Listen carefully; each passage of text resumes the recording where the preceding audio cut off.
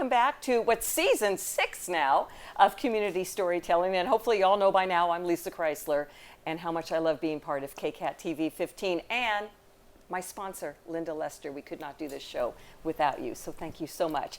I'm kind of excited today. I'm sitting next to somebody I have known, well, he didn't know I knew him as well as I think I do. For 40 years, I covered him on San Jose radio. And now I'm sitting next to him, and now he's our guy here in Montecito and Los Gatos. Santa Clara County Supervisor Joe Simitian. I am so pleased to be welcomed with that much enthusiasm. That doesn't always happen, so thank you so much. Well, you know, I've been following you forever. And have you ever looked at your resume and your Wikipedia? I have, actually. You don't want to read it before you go to sleep. You know, it's pages long. You take it with a grain of salt, Lisa. That's what I would say. Is it all true? For the most part, yeah. Quite impressive. Yeah. Quite impressive. Yeah. So I read it. So we'll be talking a little bit about some of the things I saw. But I got to start with your District 5, and all of a sudden, you include Los Gatos and Montecito in it. We used to be District 1. Yep. I get to say we because I live in Los Gatos. And then all of a sudden, you're told, okay, you got two more places to cover. Well, I mean, for starters, nobody knows what the County Board of Supervisors is or does. They certainly don't know what district they're in. I mean, maybe a handful of folks do, but normal people don't. You find out on election day when you go to vote. Yeah, and who's there. Yeah. So, you know, occasionally people will say, how big is the budget? And I say $11.5 billion. And they say, I don't even know who you people are. What do you, and then, you know, 23,000 employees and 2 million constituents and so on and so forth. And yes, I represent District 5, and Los Gatos and Montecito used to be in District 1. But then there was redistricting, and now Los Gatos and Montecito are in what we call District 5, which is my district, which means I have spent the last year and a half now sampling every great restaurant in Los Gatos, and I'm a little the worse for wear for it, but it's really been a pleasure getting to get reacquainted with the community, because I think you know, I actually represented Los Gatos and Montecito for just 1 2-year term years ago in the State Assembly. Yes, and what year? 2002 to 2004, and I felt badly because the community was not well served. I think, if I remember correctly, Los Gatos and Montecito had 4 different State Assembly members over the course of 4 terms, just 8 years. And, you know, it's really hard for people to get connected with their representative, and for the representative to really know the community. So it's, you know, it's nice to get reacquainted with so many folks and so many institutions and so many great restaurants, and nice to see you. So can I put you on the spot and ask you some of your favorite places? Because Because I run into you all the time, sometimes with or without makeup. So today we got the makeup. For the record, we mean you with the makeup, just not me. Just you know what I would tell you is I can't pick just one or even a couple, because one of the things that makes this such a great restaurant town, it's such a great town to just have a bite to eat and chat with somebody, is the range of things from everything is sort of casual as you know, a great pizza spot here to fine dining. So I have you know, sat down to lunch with all of your local council members and in Los Gatos, and some of the school board members, some of the Montecito council members, with community members as well, just to sort of have a extended conversation about what's happening in the community, what are the changes, and help me get a better sense of how I can do my work. And I you know, there are parts of that involve sitting and reading boring reports, and then there are parts of that involve grabbing a bite to eat with somebody and just getting a sense of what's important to them about the community. What have you learned about us? Just in like in a paragraph. Well, Lisa, I don't know how to tell you this, but you're getting older. No, it's so true. Well, and Los Gatos is getting older. Well, I am too. And I mean that quite seriously. And you know, as much as the community takes pride in great schools and wonderful community, obviously, for families, I think if there was an area that I think is sort of emerging as an area of need that needs to be more thoughtfully considered, it's the graying of the community, the aging of the community. What does that mean in terms of programs and services and things that perhaps weren't top of mind or top of the list in years past, but that are now? And I know you're passionate about that. I know you're passionate about seniors. And then on the opposite end of the spectrum, you've had so much experience with students. You were on the Palo Alto Board of Education.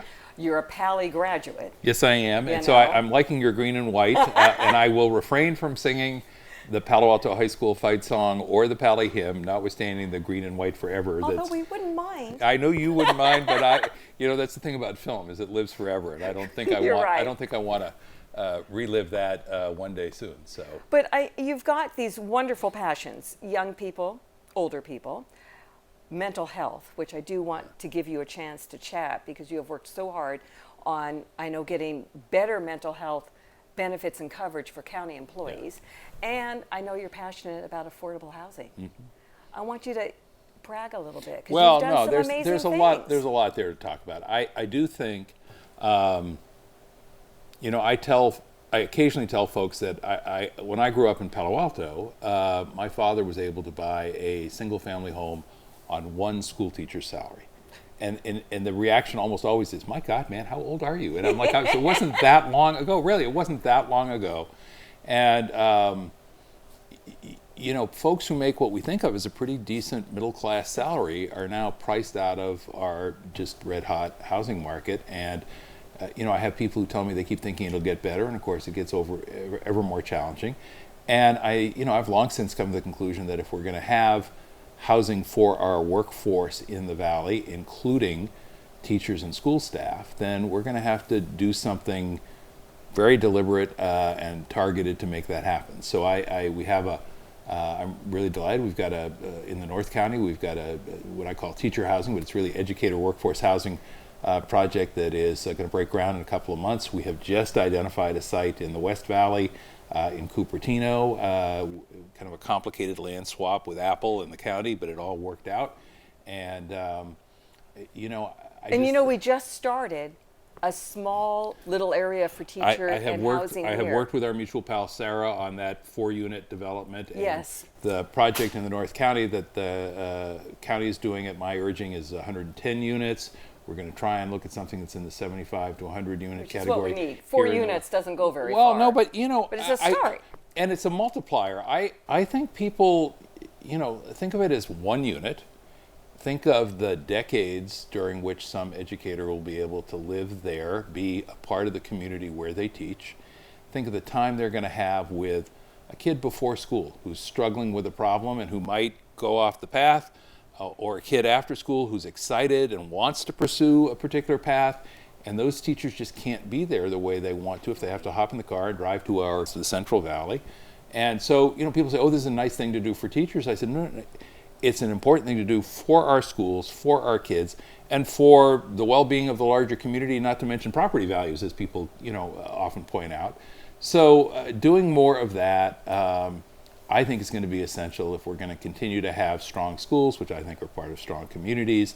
So, whether it's teacher housing or housing for folks with developmental disabilities, which has been another area where I have yes. tried to bring some focus and attention. Yes.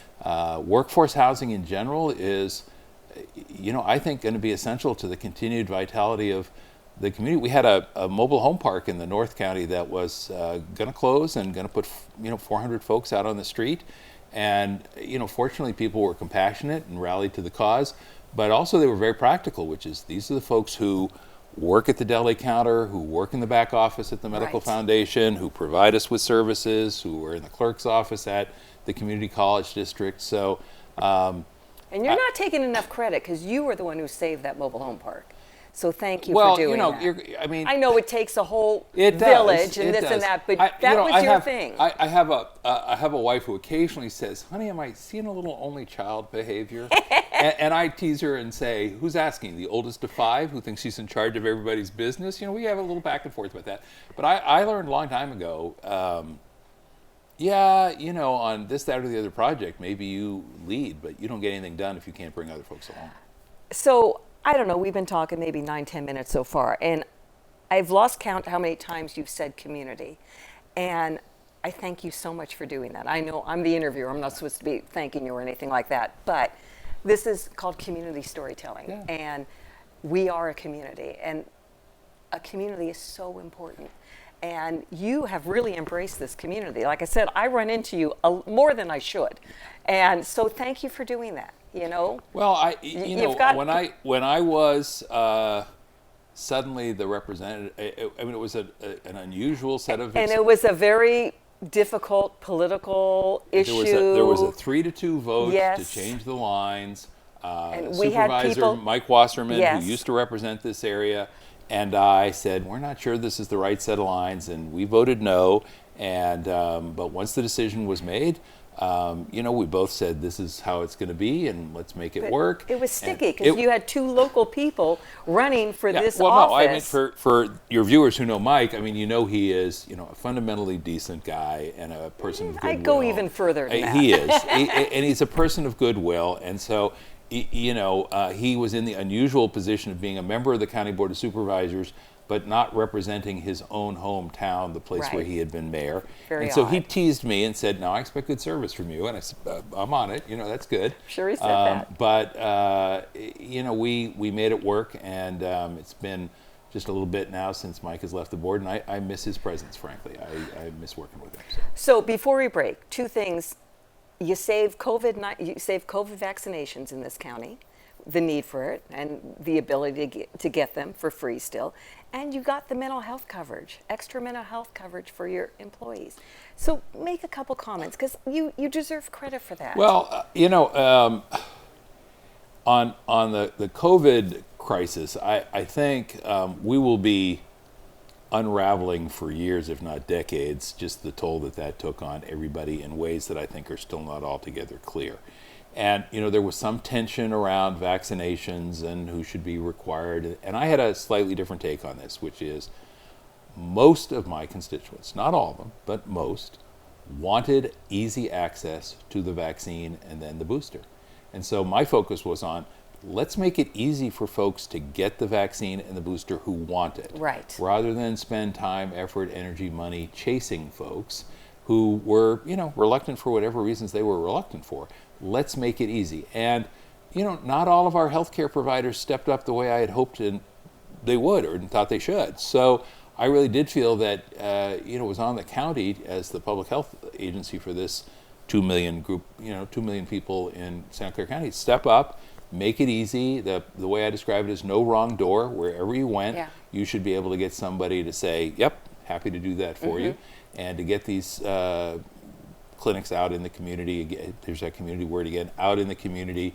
And then in terms of the mental health issues, I thought we needed to spend a little extra time in terms of the mental health and well-being of the folks who work at the county, but this has been an issue for me for a while now. I chair our county's Health and Hospital Committee, wanted to make sure, in fact, I think that's one of the places we saw you, Yes. each other, is at the mental health fair right here on the campus of Los Gatos High. And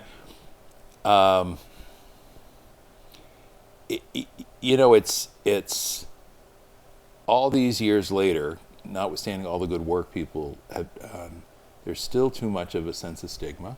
It's still too hard to get the help you need and deserve and are entitled to under the law, by the way. And so anything we can do to make sure that those resources are available out in the community, we're working on that right now here in the West Valley, because this is an underserved area.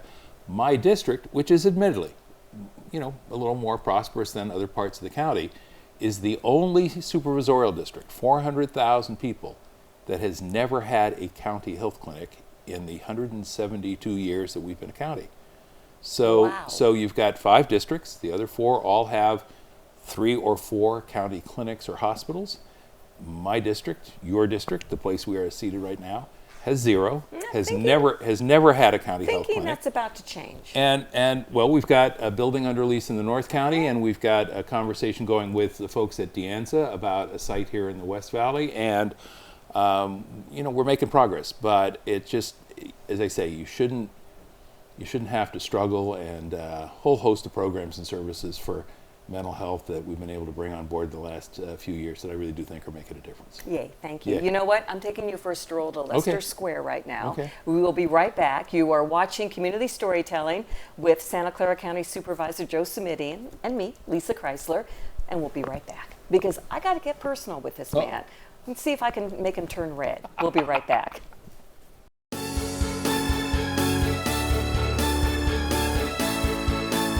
So here we are at Leicester Square. I'm busy today. Started with Phil's Coffee, of course. I've already ordered my lunch from Super Duper. They'll be bringing it out to me curbside.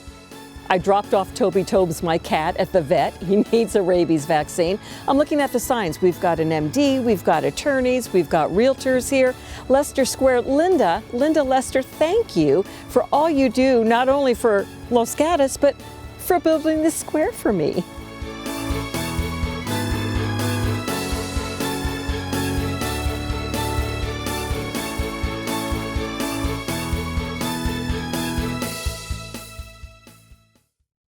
Welcome back from Leicester Square, back to community storytelling with Supervisor Joe Simitian. Okay, we're going to lighten things up here a little bit. One, I got to ask you, you've been on TV a lot. Well, today, been on CNN, that all makes sense. But the Dr. Phil show? What was that about? Well, let's be clear. I was on the Dr. Phil show not once, but twice. No, and not as one of the, what would you call them, patients, I hope? No. I was there as a legislative expert. They were both visits when I was in the California State Legislature. And a couple of bills that I carried caught their interest. And one dealt with a hands-free cell phone bill. Okay. And I know you know that it is against the law in California. I've heard that. To drive while you were holding that cell phone, up here, that you can get a ticket for that. And that's because I carried legislation that finally passed after 6 tries. In the year 2006, it was implemented in 2008. And the thing I want to tell you is, on a serious note, before we get back to Dr. Phil, in the first year that new law was on the books, traffic fatalities dropped by 700 in California. Thank you. 20% drop in fatalities. And what that means is, to make it a little more personal, every day a couple of folks get to sit down with their families for dinner who otherwise wouldn't have made it through the day. So that was a very satisfying. But there were still people back in the day that were opposed. Oh, yes. And so Dr. Phil thought, well, this will be a great conversation to have, including the bill that I did on no texting while driving and no mobile service devices at all for drivers under 18. And I guess you were in the studio because we didn't really have Zoom back then. No, I was. I hopped on a plane and flew down to Southern California, spent the night, went to the studio, and I just have this odd memory. They didn't like the tie I had on and thought it was too busy, so they gave me a...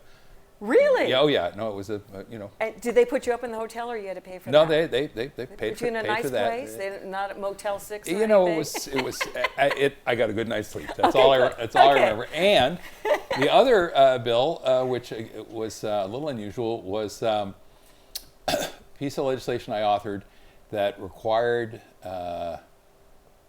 pharmacies to ID you if you try to buy an over-the-counter cold or cough medicine that has what's known as DXM. So you're the one to blame for that. Well, and I had that same experience. I went into the pharmacy one day and I just felt lousy because I tried to buy something and the guy said, I need your ID. And I kind of looked at him and he shook his head and said, sorry, it's some new law. And then I thought, oh, that's you. What happened in all seriousness is I had 2 police officers from my district who entered my annual There Ought to Be a Law contest, and they said, we see kids abusing these over-the-counter cold and cough medicines with DXM, and the vernacular was robo-tripping, meaning getting high on Robitussin and other similar products. And when I first introduced the bill, the pharmaceutical industry was opposed, and then eventually they came around and said, we not only are okay with it, we want to support your bill. And did you say to put it behind the counter so we can't easily get to it? Yeah, the whole bit is you. Yeah, no, yes, I am that guy, and that's what's great about the work I get to do. In the legislature, I did work on early childhood education, on renewable energy, on elder abuse. But then along come these issues that I certainly never went to the state legislature thinking I was going to be the hands-free cell phone guy. I certainly never went to the state legislature thinking I was going to be the DXM robo-tripping guy. Or be on Dr. Phil. Yeah, or be on Dr. Phil. I mean, come on. A couple of visits to Dr. Phil. And was it a one-take thing, or did you have to do a lot? I mean, how hard is it to be on Dr. Phil? They're very efficient. You sit down. And he's a nice guy? My interactions with him were all, he's very direct, and if he's got a point of view, he shares it, and if he wants to press a little bit, he presses, and it was good. I actually thought about, did I really want to fly down to the other end of the state? And, I thought about it. Which I understand. Well, and ultimately I thought, if you think these issues are important, No. imagine the reach you can get on a nationally syndicated show With like Dr. that. Phil. So there you go. Exactly. So, Okay. A little out of my element, but it was fun. Okay, now the other thing I wanted to ask you about, I didn't realize you were such a romantic. You know that 1996, you win election the first time around as Santa Clara County Supervisor, and you proposed to your wife. Like, Yeah. were you at an election party and you said, Mary, come up here, and got down on your knee? How did that work?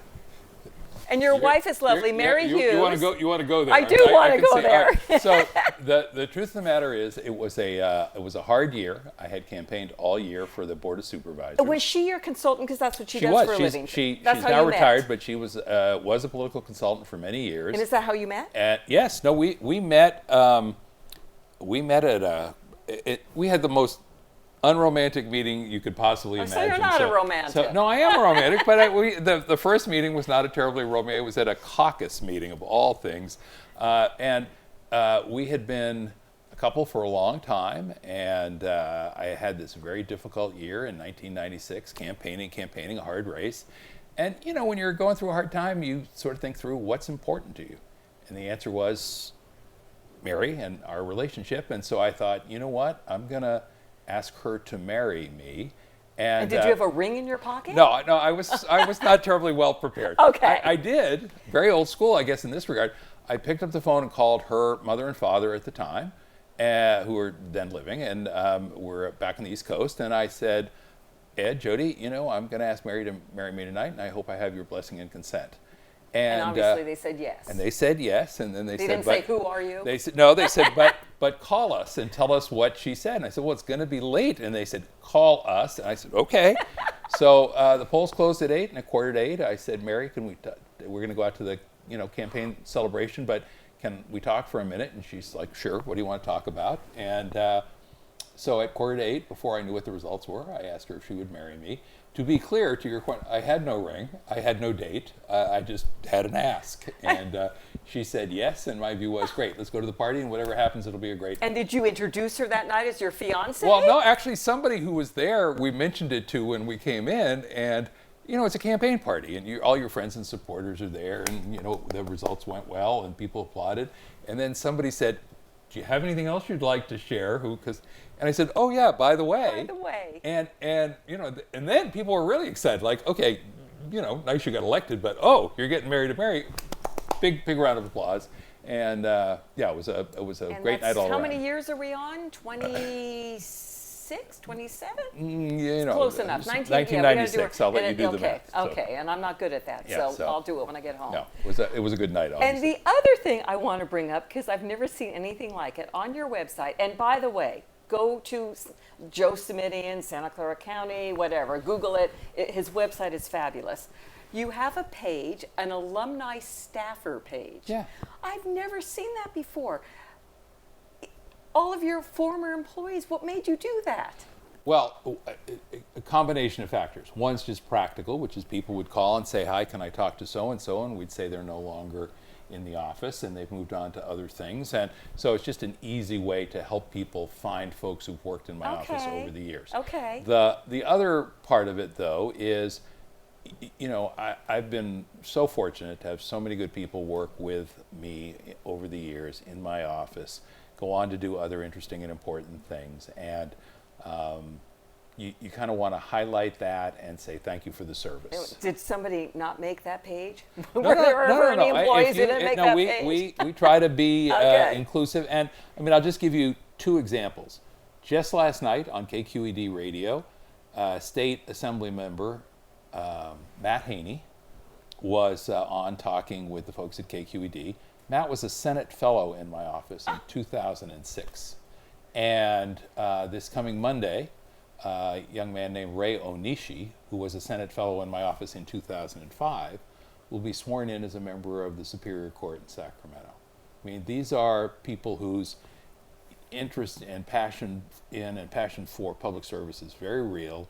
Not everybody stays with it. As you know, it takes a toll.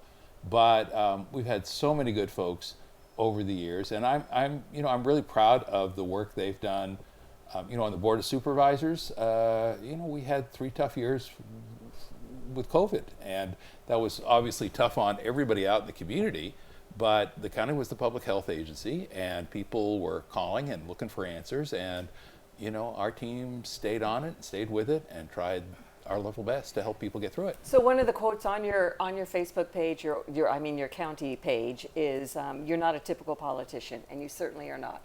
And as evident in this interview, you're fabulous. And we're going to do something a little different. Uh-oh. We've never done this before, but we actually have people in our audience today. Usually it's just the crew, the wonderful KCAT TV crew, but we have some people, and they came because they want to ask you a question. All right. So we're going to give this a try. Like I said, we've never done this before, and I believe we have somebody who's all ready to ask you something. So let's give a listen. My name is Marlene Burak. I'm a 42-year resident of Los Gatos. I'm 85 years old. First of all, this KCAT program means a lot to me and is an important part of my social activities. What I want to ask you is more about the county and Los Gatos. I am an avid walker, and I cannot use my county park because of the bicycles and the e-bikes. And I feel that this is just not fair. I have tried to bring it up to several council members in our Los Gatos community, but they all say it's a county issue. I'm wondering if you or the Board of Supervisors could do more for us about changing the rules and making new bike and pedestrian paths in Vasona Park. That's a great question, Marlene, and you're not alone in that. There's so many people here who do complain about our love for bicyclists in Los Gatos and how it interferes with people like you who just want to have a nice walk. So what do you say? Well, what I say is you are in the right place. This is a challenge for folks. Government and even local government is complicated in California. So one of the reasons we didn't talk about sidewalk office hours, but sidewalk office hours is just what it sounds like. We throw up a card table and invite people to come and talk at farmers markets so they can come and say, hey, are you the right place? And if not, can you send me to the right place? In this case, we're in the right place. This is clearly a question about county parks. I'm going to take a look at it now. I will say I know from years of experience, it is tough to balance the legitimate competing interests of equestrians, cyclists, pedestrians, and then you find, that